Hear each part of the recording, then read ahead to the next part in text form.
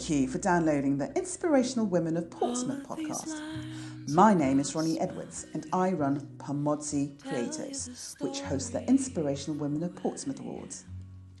These awards mark International Women's Day through a nomination process where anyone can be nominated for being inspirational, regardless of their context. The project also raises money for the Rape Counselling Service Parks. This series gives us a chance to get to know some of the women who were nominated for the awards. I hope you enjoy them. Sarah, thank you for joining us on the Inspirational Women of Portsmouth podcast. You were actually a finalist in the education category for the Inspirational Women of Portsmouth Awards. And I don't know if I actually met you on the night, but I do know you attended. We did meet, yeah. Oh, did we meet? I'm sorry. Oh, towards the end, Ronnie. I'm so sorry. I'm normally really good at remembering faces. Oh, I'd curled my hair, so that's why I had you. Yeah. Well, thank you so much for coming to that. It was just so lovely to get so much support for it and to raise money for parks as well. And it was a wonderful evening. It was inspirational, the acts, and it was just amazing. Yeah, and it's all from Portsmouth. I know that's what was so lovely about it. Yeah. So I just wanted to read out what one of the people that nominated you wrote down about you, just because I'm living for celebrating people. I just adore and feel privileged to be meeting all these amazing women. So someone said when they submitted your entry, which went to the Trailblazers, was that Sarah is not only an integral part of the Portsmouth Teaching School Alliance team, she's also the moderation lead for Portsmouth City Council and Portsmouth Schools. Sarah has transformed the moderation process in Portsmouth, ensuring that what might have been a challenging process for schools is done in a positive way. As a result, schools willingly share their expertise together across the city. Oh my gosh, this is amazing, Sarah. She has also worked tirelessly as a specialist leader of education, supporting professional development for teachers and school leaders. Sarah is always welcomed by schools as she brings enthusiasm and expertise in equal measure. I'm fangirling you right now. Thanks. That's brilliant.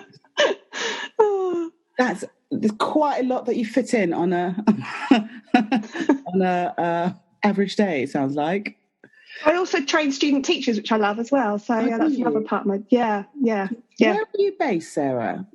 I'm based at the teaching school, which is adjoined to the Portsmouth Academy School. It's a training centre there.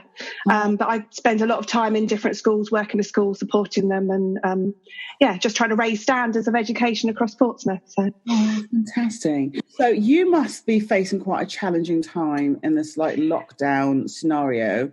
I guess the moderation aspect is out the window. The moderation aspect's gone, but it's not really, because schools have still got to report to parents. They've got to report to they have to pass on these children, and they're a little bit panicky. So I'm having lots of heads meetings at the moment, trying to reassure them we will come up with a plan and something that's consistent across the city, and I will support them, and we will make the right judgments and pass on the right information. So it's a bit of a calming time at the moment, trying to make it's all going to be okay. We will get there. Reassure. So, and what's the? Yes. Are you allowed to say what you think the timescale is, or is that like a? No one knows. That's what's scaring heads even more, is that they don't know if they'll be thinking about September or if it's going to be, will the students come back in May? We had a conversation the other day about the fact that are they just going to be thrown back at 12th of May and schools won't be ready for them. So there's a lot of panic out there. Schools just don't know. We don't have a timescale, and the government aren't giving us a timescale, are they? That's the problem, isn't it? Gosh, I mean, and I don't think they know. It's so tricky. It sounds like the government is doing what they can. Yes. Under the current circumstance, but yes, the kind of the unknown aspect must be quite stressful. It is stressful, for the schools. It's easy for me. I'm not based in a school, but it's really hard for them. So I've been having meetings with other counties, talking about what you're doing, and then reporting back, and just sort of saying, well, we will get through this. We'll do it together. So that's sort of the message that I'm trying to put across. So every so often, I apologise to my children's teacher. I think I've just kind of cancelled out all the work you've done. Oh, I'm sure you have. Anything you do will be a bonus. And my husband's, I feel really bad because I'm busy working and my husband's doing all the educating and I'm the teacher. It's not a bad thing. I mean, like, if I can keep a child entertained, I think everyone's in with a chance. But yeah, it is quite. But also, there's an element where I think there's a renewed respect for teachers. Well, that's good, isn't it? It's good because teachers do work hard. I think people were under the impression it was a 9 till 3 job, but it really isn't. We lose so many teachers. That's part of the reason I wanted to train them, was to make sure they're ready, they're robust, they're strong. They know what they're not going into it blind. That they know what the profession's like, but they still want to do it. So absolutely, because I'm my day job, as it were, my bread and butter earnings is actually a dance teacher in primary. Oh, okay. And, wow. I love it. I feel really grateful for the opportunities I have had. But that's been one of the saddest things for me is having done it for a good 10 years now, the turnover of NQTs in some schools. Yeah. It's like, they're really tired and it's overwhelming, and and they're so good, and that's what you just don't want to lose. They're so good. And what have been the main changes for you that you've seen in within education in the last, since you started? Maybe how long have you been doing it? I've been doing it for, let me work out, I'm 42, so I qualified when I was 30, so 12 years, so not a long time, but I've changed quite a lot in the time I've been in. It's a difficult one to answer, really, because what I want to go down the route of is I'm a bit disappointed that women don't do more in education, as in it seems to be, although males make up a small part of the that go into the teaching industry, they seem to dominate the teaching industry, as in most of the heads in the city are men. They seem to move up the career ladder quite quickly, and I don't think it's because women can do it. Women should be doing it, and they're not. They're quite happy to stay as classroom teachers. Or so, do you think that it's just they're not putting themselves forward? I think it's they're not putting themselves forward, and I've had a lot of people since I've been doing my job going, "Wow, we can see new career paths for women. We thought we don't have to be ahead. We didn't want to be ahead. They couldn't see any other leadership style, and they say, "Oh, you've really inspired me. I'd love a job like yours, where you go into different schools and do your different roles." So I think that's helped, seeing me doing something slightly different, because teachers get in a rut that they've got to go then be a deputy, and then they've got to be a head teacher, and it's not always the case. There's other roles in education. Okay, so that's really insightful. Thank you. And within your journey of kind of developing your practice, and maybe even just personally, is there anyone that you feel has been really inspirational or influential in your development? It was my dad, really. I lost him in January. He died of cancer. So he was he ended up being a deputy head, and again, he didn't really want to go into leadership because he loved the classroom, but he just inspired me. He was just so brilliant with the children, loved him. He made such a difference. He cared about all aspects of their education, and cared about them as human beings, and went above and beyond. Mum found out at the funeral that he used to pay for, out of his own money, for children that couldn't afford to go on school trips because there wasn't the budget for it then.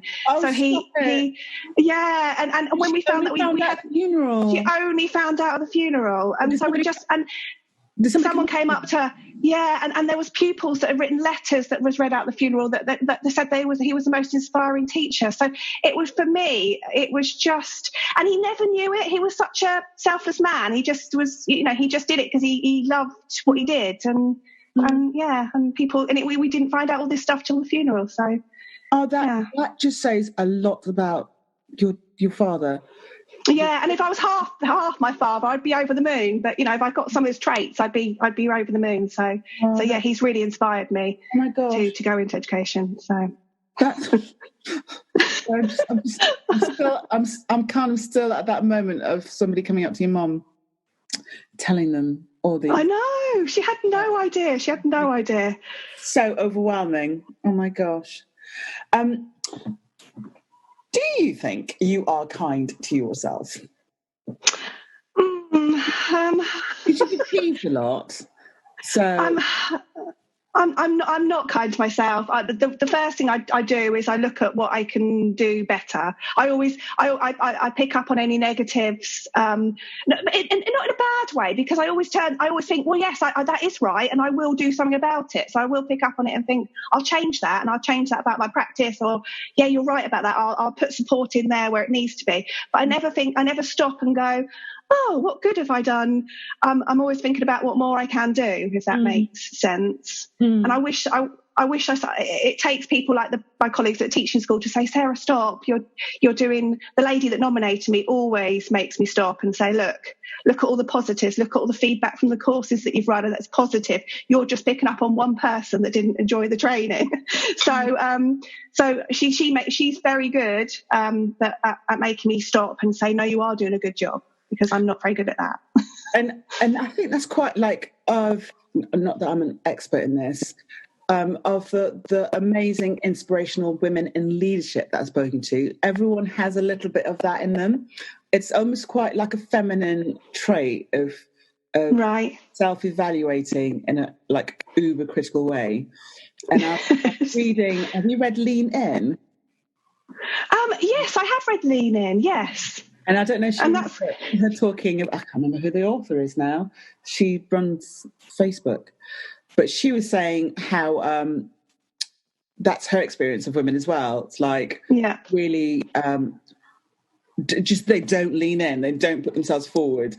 A man up for an interview, he blatantly knows that he can't do half the things, but he'll nod his head. Exactly. Whereas the woman would be like, maybe in a few months I'll be able to pull that off. And it's funny how that changes our posture, doesn't it? It does. You're right. You are right. There's a strength to that as well. So keep doing you, Sarah. Keep doing you. Thank you very much. And I was just wondering, because I'm borderline obsessed with the narrative of overcoming, and how actually we need that as part of our culture. The stories that encourage us that there's an other side to whatever we're going through. Is there anything that you might be able to share with us about something that you've overcome, whether it's through your profession or personally, or even practically? I think mine started before I even got into education and became a teacher. Mine started, I had really bad eyesight when I was a child. I had a squint, but I had it in both eyes. So to start with, I had to have 2 operations just to be able to see properly when I was very young. And it was funny, all my, it shows I was quite driven from an early age, because all my family played table tennis. And I was like, oh, I really want to play table tennis, but I couldn't see the ball because I had really bad eyesight. But I was so determined that as soon as my eye operations had finished, I started playing, and I ended up playing for England at table tennis because from not being able to see, I was an England table tennis player. So that was quite a big hurdle to overcome. That's incredible. But then, you still remember the story? I used to actually, when I was the deputy head, I used to tell them in the assembly because I just felt it was quite empowering. I used to show a picture of the one that had the patch over the eye and say, with all the other table tennis members, and say, which one do you think played for England? And I'd be the last one to be selected. Yeah. and they would say, and then I'd say, that was me, and I played for England. Yeah. So yeah, it was quite a big, it was quite a big achievement in my life, and I'm still proud of it now. So yeah, that was quite good. But then my next big... That's how I'd introduce myself, Sarah. I'd be like, hi, I'm Sarah. I played table tennis for England. That's a bit embarrassing, Ronnie, a bit embarrassing. Yeah, that's very different. But that's quite interesting. Especially Thank you. Overcame. That's a wonderful... Yeah, but the next big hurdle was I was at university doing my degree, and I was with my long-term partner at the time. I think we were together 6 years, and he committed suicide. So for me, I had to think, well, obviously it was grieving, it was horrendous, but it was like, I want this, I've got to keep going. And he'd want me to finish my degree. So I managed to finish my degree. What year were you in your second year or your final year? Or? I was in my second year. Yeah, my second year. But it was I had a big exam, and he'd just committed suicide, and it was quite, it was quite horrendous. But I got through it. And I think, he didn't want to be in this world, but I think he was pleased that he would be pleased that I carried on and did what I needed to do. So that would have been quite a sliding doors moment for you, wouldn't it? Like, yeah, or not? Yeah, it was. Cool. And I chose the right doors to go through, because it's been a good career, and I've enjoyed every moment. And it's been, and it took my mind off it, because you can't be weighed down with it when you're teaching, working, and So did you have somebody coaching you through that, or did you just kind of have just a really supportive family and friends, and so. Gosh, well, thank you for sharing that with us. That is quite no problem. So, what would you say? Because you have quite an influential role in Portsmouth. What would you say is like the biggest strength of our city? Because just celebrating. The sharing, the not being afraid to work, the collaborativeness. There's sort of pride in the city. I don't come from Portsmouth, but I don't think I'd work anywhere else. I just, they're so proud of their heritage, what they do. It's been really interesting, and it's that Portsmouth bond. They're real community spirit that people stick together. If you're in Portsmouth, we are together as a city. So I've enjoyed that. On the downside of that, though, is that they do need to open doors and let other people in. It's when I say, oh, Hampshire are doing this, or we could learn from West Sussex, or they're like, we like to do it our way, our way in Portsmouth. But sometimes you can learn from others, and we can let others in. But that's sort of a downside of the brilliant community spirit, and the fact that they are so together in Portsmouth. So. Oh, fantastic! Thank you for sharing that. I'm just really keen to use this platform to celebrate our city as well, because I think so. I think there's a lot to celebrate. There's a lot to celebrate. Right, Sarah, I have given you an unlimited budget. Okay. And I am going to let you have 3 people that you choose to take out for a meal. Tell me where you want to go, and tell me which they are and why you're choosing them. Dinner party on me, love. Oh, wow. I don't even have to come. I'll just... Are they people that could have been from the past? Does it have to be people that are current? I will let that be. Okay. Because I'm so passionate about English, I think Shakespeare would have to come, because I'd want to unpick his brains about why he was so brilliant. Yeah. Am I right in thinking that at the time everyone thought he was a little bit of a loser? Yes, I think you're right. I didn't put that quite eloquently. No, but that would be quite. But then I think he was eccentric. This is eccentric people aren't always quite normal. Yeah. So he'd definitely have to come. And then I think Princess Diana, because she was so kind, so caring, just an inspirational woman. So she would have to be part of my dinner. So I'd want to know about how she was just her, but just so brilliant.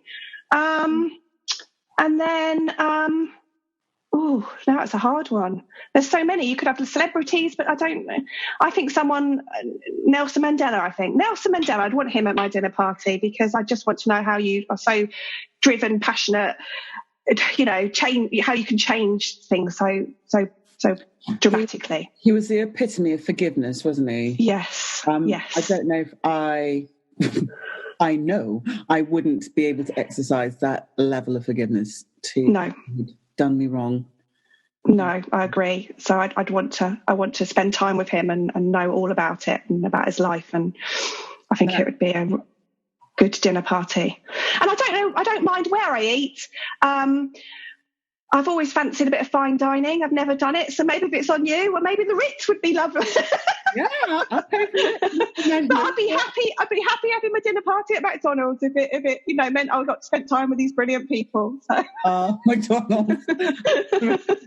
It just reminds me, my ex-husband took me to what do you call it? Like really posh restaurants that have these awards to them. Oh yes, Michelin stars. Michelin, Is that? Yeah. He only did this once because he took me to Michelin star blah blah blah restaurant in London, and I asked for chips. He wasn't happy. He wasn't happy. Nobody was happy with me. And then, they're probably the best chips you've ever eaten. But oh no, I'm sorry, madam, we don't do chips. What? I was like, how about some mayonnaise? Sorry, madam, we don't do mayonnaise. I remember my ex-husband just dying. Oh dear. Sorry, babes. You can come to McDonald's with me. They do chips and they probably do mayonnaise. So yeah, only happened once. Oh dear. Well, thank you. That's a lovely mix. Well, thank you so much for that, Sarah. I really enjoyed kind of getting to know you a little bit more.